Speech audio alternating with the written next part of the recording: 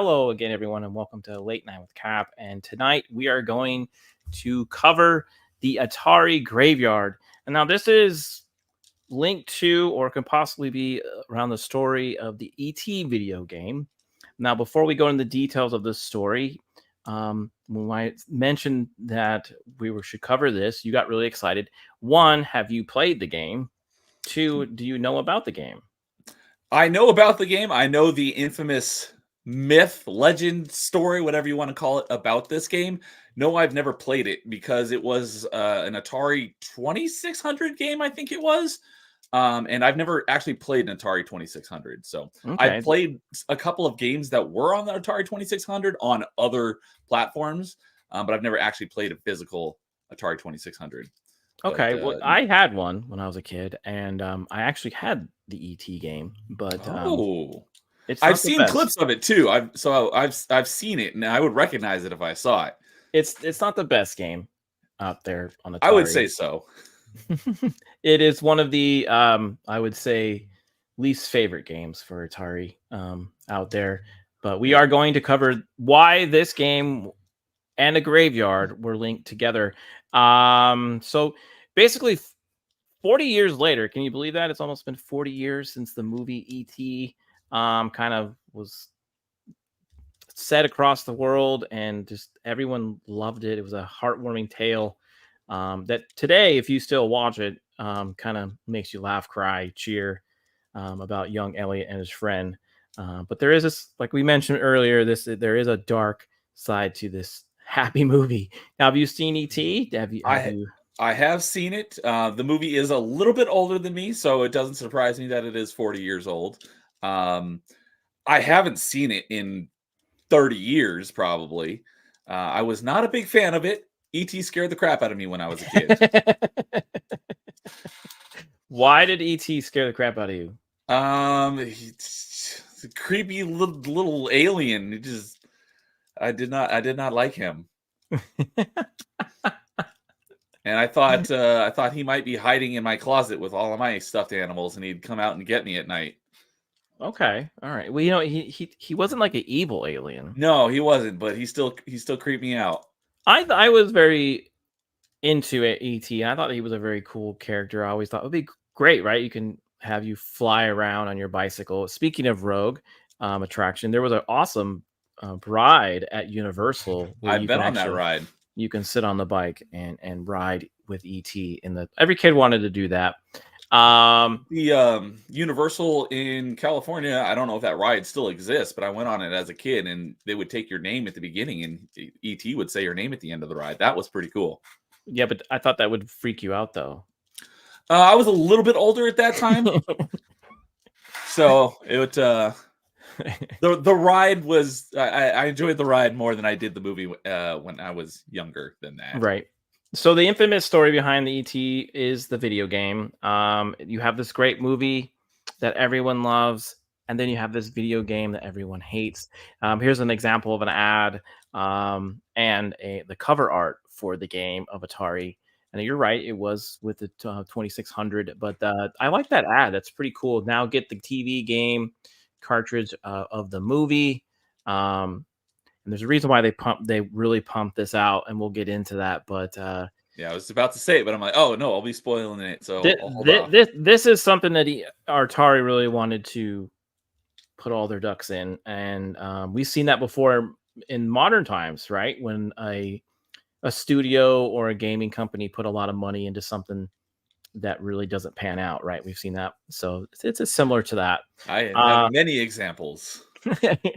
So yeah, a little bit of a backstory for you. So June of 1982 is when the movie E.T. came out, and like I said, it was the top of the world when Steven Spielberg's E.T. Opened. It buried movies that would also be regarded among the best sci-fi movies of all time. Titles like Tron, The Thing, and Blade Runner. Pretty wild, right? To think have you seen those three movies? I've seen Tron and Blade Runner. I have not seen The Thing, and I've had a number of people just recently. They're like, "Dude, you got to watch The Thing," because I know it's a horror Mhm. movie, and horror is not a genre I typically do. But they're like, Yeah, even so, you'll probably still like it. So and yeah, and all struggled against this Reese's Pieces I like loving Reese's Pieces. visitor from another world, and it's crazy, right? Because those are great movies. Thing is one of my favorite scary horror sci-fi movies. Blade Runner is a great sci-fi movie, and then Tron is just fun. And the fact that ET beat all those three was pretty amazing. No one could have seen it coming, but June 11th, 1982 was a red letter day that kicked off the campaign that saw the movie staying in the #1 spot until Return of the Jedi, Almost a year released in later. theaters in 1983 in May. So Almost think a about year later. That's almost a nuts. year later. Now that you don't see that really much anymore in movie Movies theaters, don't stay in theaters for more than a few weeks nowadays. and they usually get beat out by the next one, right? So, like remember when all the Marvel movies were coming out, you would get I remember I went to go see a Marvel movie, and the previous one was still in the theater. yeah. So you just keep, but those always made more money than the rest. This one held out for a long time, and like I said, till May of 1983, so almost a full year. Meanwhile, Atari and its 2600 home console brought arcade favorites into the living room, and the video game companies are ready to keep that train rolling. So they were they were it. Atari. This was a little bit before Nintendo, Yeah, but they NES wasn't around for another couple years. yeah, Atari was the game system that people talked about, and also I do remember, and I think it was National Lampoon's Vacation. Uh, I think they're playing it in that movie as well, so it was pretty popular. So yeah, now there was a deadline for the ET game. So One of the July shortest ever. July 1982, Howard Scott Warshaw, he's pictured there on the right, is hired to make the ET game in just 5 weeks. Can you imagine making a game in 5 weeks? That is nuts. And I was like, well, back then it was, less than 8-bit, these giant pixels that take up most of the screen. Maybe it doesn't take that long to make a game, but Well, what's I think it says I how long it would normally take a game, and then right here in the next sentence or it so. does. So with ET blazing path in theaters, Atari paid $22 million dollars for the privilege to turn the 1982's massive hit into a video game. The company's previous efforts adapting Raiders of the Lost Ark further emboldened them not to only take on the job, but also hire the specific person, and that would be Howard there. After his work on the Raiders of the Lost Ark Atari game, programmer Howard Scott was hired to recapture the magic of this other Spielberg hit. The only problem was he needed to do it in a much shorter time than usual. He did say that was a little crazy. Atari and Howard made what he called the $22 million bet. ET was canonized in Atari history, with Steven Spielberg approving of the final product. Warshaw seemed to have made the impossible possible, and then hitting the shelves. So I do have some good mods in the chat, like R2 and Beard. Maybe they can tell us how long the Super Mario game took to program. While we're going through this, Okay, I was like, I swear the sentence was in there. Now it's not. December 1982 was when it kind of was a failed takeoff. The ET extraterrestrial Atari game hit stores, and as we mentioned, it flopped hard. So why the rush, you ask? They wanted to strike while the iron was hot. Also, the game needed to go to print in September of that year if there was any hope of having enough copies to meet the potential massive demand. Howard Scott Warshaw and Atari were dead on set and getting the game adaptation into stores for Christmas of 1982. So he got the project, and then he said, "Okay, let's build this, get this ready on the shelves." And that's what ended up happening within a marketing campaign that included a TV commercial. ET was about to come home in a special way. When you have a movie that wouldn't be knocked off the box office top spot. So remember, it was still #1 in the movie theater why this game was being built, and why it was hitting the shelves. And R2 down there, fun fact, the lifespan of Atari 2700 was September 77 to January 1st of 1992. That That's is not bad. crazy. When Yeah, most consoles nowadays are 4 to 6 years, yeah, fun fact occasionally there. longer Thanks, than buddy. that. That's crazy how long that was. Yeah, it was a 4-bit game. 4-bit. Okay, yep. That So makes sense. yeah, so now it was a dud. Sadly, the final product was considered a huge dud. ET's video game adaptation was panned by players, which happened around the same time that Atari as a company was on the downswing. The company went from poster child of digital success to a firm that Dan Rather reported total losses of more than $500 million. So they spent $22 million to make this game when they were losing quite a bit. So they were really hoping this game would probably save them, right? If you think Yeah. about it. So, yeah. Super Mario Brothers R2 says There we go. spent 3 years in development from conception to working production. So there you go. That's a great game, right? The original Yeah. Super Mario Brothers, fun game. People still play it today. There's a LAN based on it, and that took 3 years. So it goes to show you, if you take your time on something, sometimes you have good results there. I Okay. think that the guy, I forgot his name, but something Scott Wartshaw said Howard, that yeah. Howard, because he was also known for a number of other big releases back then on the Atari 600, like Yar's Revenge, and I think one was called Adventure. And he said that those took about 6 months each, and so ET was 5 weeks. So yeah, and then he also did Raiders. So oh yeah, and the those. Raiders game. The days of Atari hold on the video game industry were numbered because obviously Nintendo was coming soon. By September the following year, with an Atari production plant in El Paso, Texas, was being converted into a recycling center, and a bunch of excess product was being shipped off to New Mexico to be buried in the Alamogordo City landfill. So this is September 1983. So this was already happening. They were already planning this before the game. This is like right after the game launched and everything. So they were. It's almost a year later. So a little over a year now that they were going to do this. In 1983, report New York Times, the video game industry was reported as gone sour.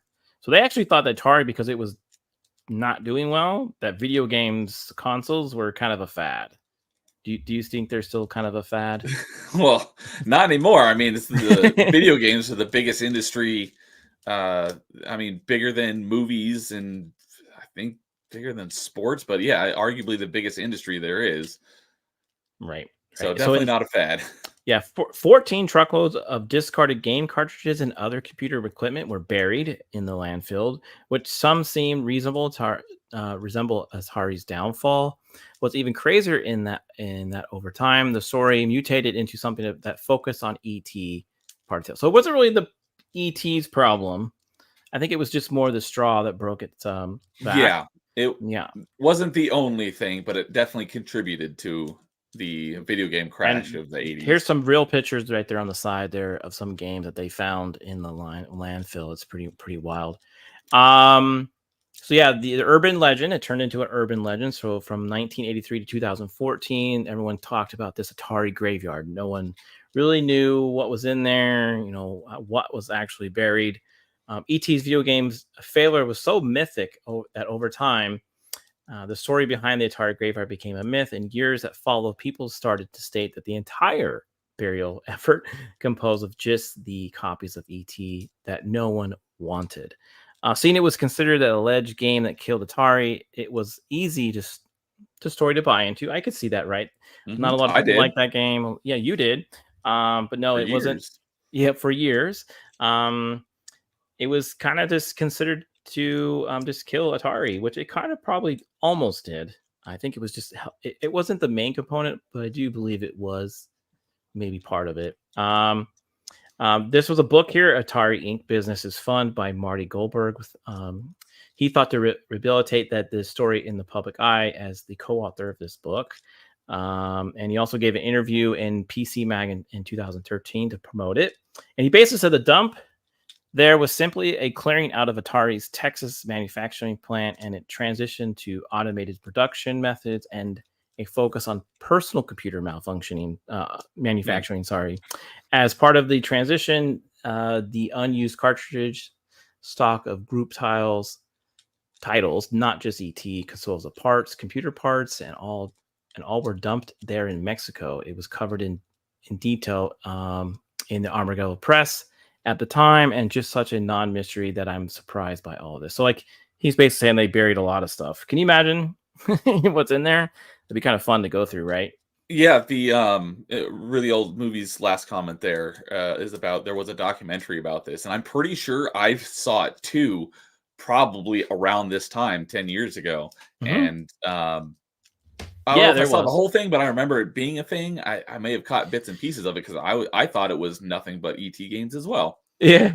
So Unearthed, yeah. So on April 26th, 2014, the Atari graveyard was excavated as a reinforced thought. The story told by Atari Game Over, the urban legend of ET being such a massive dud that it had to be buried, was not true at all. The massive excavation of the Armageddon City landfill on April 26th proved that once for all. So that documentary is these guys right here. They actually went out and dug up that landfill, and you can see some pictures there of how big those Atari boxes were, by the way. You see how big the box is. Revealing everything from joysticks to full in-box and intact games. Howard Scott's Warshaw's creation wasn't the sole occupant of this burial ground, but the urban legend, unfortunately, was debunked. So kind of a bummer. It'd be kind of funny to see that it was all full of ET games, but there was quite a few other things in there too. And as they're kind of holding there were a lot of ET games, but not as much as you think. Actually, this is the guy who did the documentary, putting things into perspective. Director Zach Penn's documentary. I added this for context. So the legend of the barrel was true, or was it? When the archaeologists cataloged all the games, there were a bunch of ET cartridges, but nowhere near the millions that were such a part of the legend. In fact, it only made about 10% of the landfill. The rest included some of the best games ever made: Defender and Centipede, Yar's Revenge. There was even one copy of Adventure. The barrel wasn't a cover-up or done out of shame. It was a warehouse dump done by a company in financial distress. Pretty wild. I wonder how many other companies do this. Yeah, good question. I mean, just recently, Walmart was ordered to throw out all of their physical copies of Starfield. So, it's not that strange of a thing. But yeah, I don't know if I ever, like I said, I remember that documentary. I don't know if I just remember it being a thing or whether I actually saw it and just forgot, because it wasn't until I was reading this article earlier today that I learned, or at least remembered, that it was only 10% of them were ET, because I was thinking up till today that it was just ET cartridges. But yeah. The mythical history of failure wasn't the cause of Atari's destruction, nor was it a title so bad alone to be buried in the landfill. And ultimately, it came down to a perfect storm of bad timing. And yeah, it took 31 years to set the record straight. Some of you put some comments in here. I'm going to kind of read them now, but actually, Atari 2600 was a 8-bit gaming, just a much weaker and cruder processor than the NES. R2 says there was 15 different variations of the 26 console during its 14 lifespan, and that's not counting all the releases of the system over the past 20 years. Yeah, so it's crazy, right? Like how these myths get started, right? A thing that failed so bad in the mind of a lot of people, they just will automatically assume that that whole landfill was full of ET stuff, but it really wasn't. It was a bad game. It really wasn't a fun game, but it was so bad that people they thought Atari was like, let's just buried the bodies and hide it forever. And that's what I wrote down my notes because I didn't want to forget to mention it. I don't know if this is true, but it would make sense if it was true that what was in the landfill was nothing but ET cartridges. Is I heard that Atari printed more ET cartridges than there were even Atari 2600 consoles on the market at the time. Yeah. So that could be part of the myth that helped spread the legend of the ET cartridge, but I don't know if that's true or not, but I remember hearing that one time. I do have the commercial from the that they mentioned in the article. So here's the commercial, and I'll play a little bit for you here. Very 80s.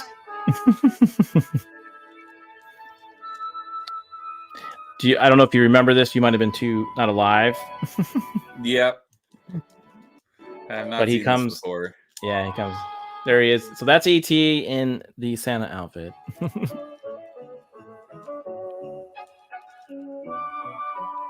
And then the dog's like, "Hey, what's up?" I find it odd the dog is not barking its head off. Who is this stranger in my house? And there it is. There's the Atari right there.